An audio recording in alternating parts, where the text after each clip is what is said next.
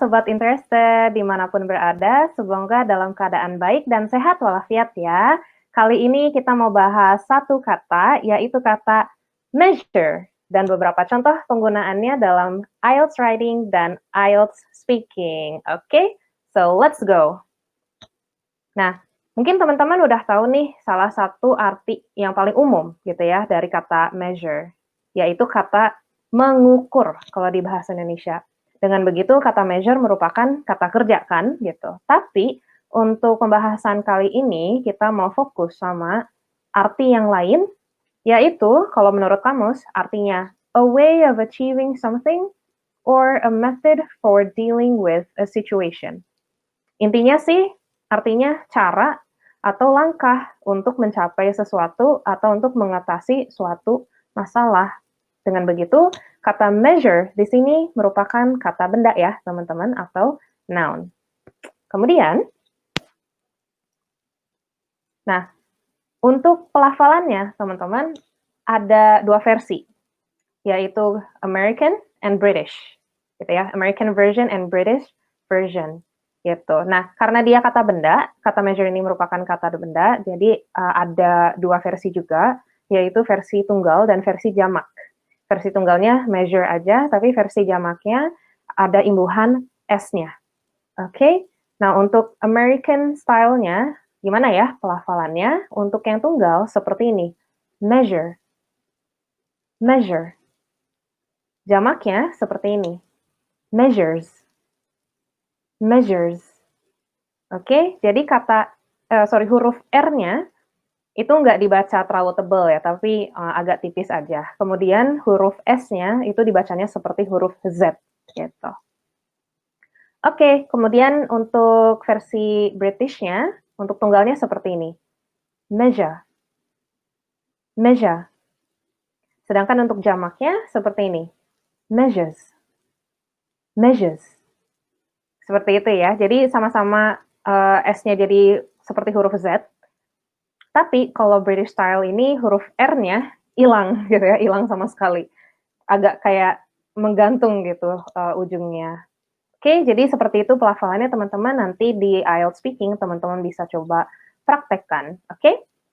Yang berikutnya teman-teman, ada yang namanya collocations atau kata-kata lain, kata sifat atau kata benda lain yang biasa berdampingan dengan kata measure ini. Jadi kita bisa langsung pakai aja gitu ya di IELTS writing ataupun di IELTS speaking. Contoh yang pertama, kalau kita mau bilang cara atau langkah yang diperlukan. Jadinya a necessary measure. Atau kalau banyak, jadinya necessary measures. Itu ya. Contoh yang kedua, kalau kita mau bilang cara atau langkah yang pas, yang cocok, yang tepat. Kita bisa bilang an appropriate measure atau appropriate measures. Yang berikutnya, ada cara yang efektif, cara atau langkah yang efektif. Jadinya an effective measure atau effective measures. Nah ini baru 3. Yang berikutnya ada lagi beberapa contoh lain. Ada ini ya, cara atau langkah yang konkret atau yang memungkinkan. Jadi nggak abstrak gitu ya, atau impossible untuk dilakukan gitu ya teman-teman. Kita bisa bilang a practical measure atau practical measures. Oke, nah yang berikutnya ini kalau kita cuman mau menyebutkan cara yang lain atau cara-cara lain, gitu ya, cara-cara lainnya. Kalau cuma satu, kita bisa bilang another measure, tapi kalau emang ada banyak, kita bisa bilang other measures, gitu. Langsung pakai S, gitu. Oke, yang berikutnya ada contoh untuk IELTS Writing Task 2 ya. Jadi kita pakai contoh pertanyaan ini ya teman-teman. Increasing the price of petrol is the best way to solve growing traffic and pollution problems. Pertanyaan pertama, to what extent do you agree or disagree? Dan pertanyaan yang kedua, what other measures do you think might be more effective? Nah ini kan yang ditanya measures atau cara-cara atau langkah-langkah lain yang kira-kira efektif juga atau lebih efektif. Gitu ya. Nah kita lihat ya beberapa contoh jawaban dan menggunakan kata measure.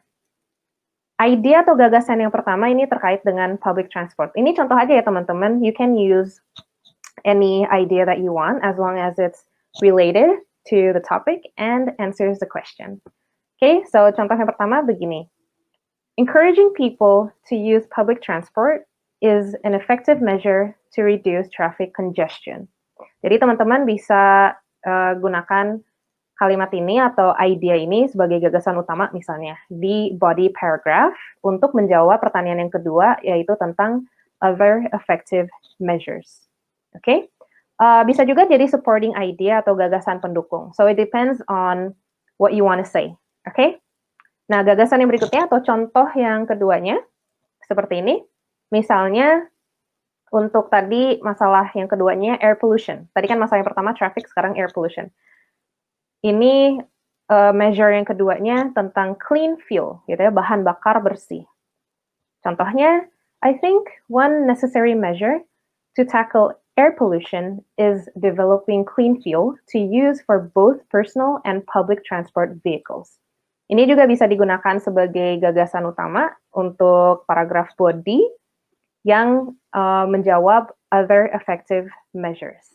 Bisa juga jadi gagasan pendukung. So, it depends on what you want to say and how you want to say it. Oke, terus yang berikutnya, ada contoh untuk IELTS speaking ya teman-teman. Contoh pertanyaannya ini, what are some of the ways that can be done to take care of the environment? Terus misalnya nih kita jawab, well, I think that the public should be made aware of the practical measures that they can undertake to help take care of the environment. One good example is to reduce the use of plastic in everyday activities. Oke, itu nyambung gitu ya, relevan dan menjawab pertanyaannya. Dan tentunya nanti bisa di-extend atau diperjelas lagi jawabannya gitu ya teman-teman. Ini hanya secuil contoh aja. Oke, next. Teman-teman silahkan coba make up your own ideas or your own senses using the word measure or measures dan juga the collocation seperti necessary measures or practical measures. And if you have any ideas, you can write them down in the comments below. We'll wait for that. We look forward to that. Okay, terakhir, if you like this video, please like it and then subscribe to our channel and also follow us on other social media such as Facebook and Instagram. And if you like this video as well, you can also share it on our Instagram or even on YouTube and tag us if you can. Alright.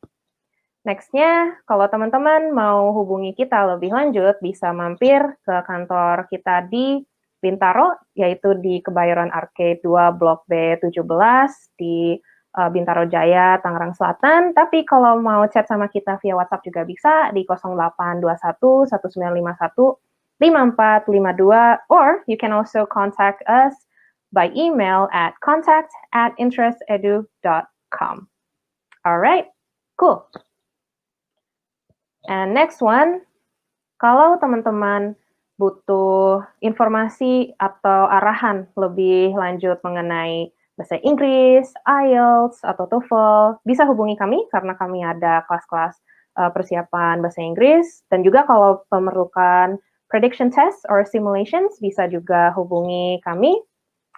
And tentunya juga kalau mau konsultasi tentang studi di luar negeri, bisa banget juga teman-teman. So, what are you waiting for? Langsung hubungi kami aja. Okay? So, thank you very much for watching. Hope you liked it. Don't forget to like, subscribe, and follow us, and also chat us. Okay? See you in our next video. Thank you. Goodbye.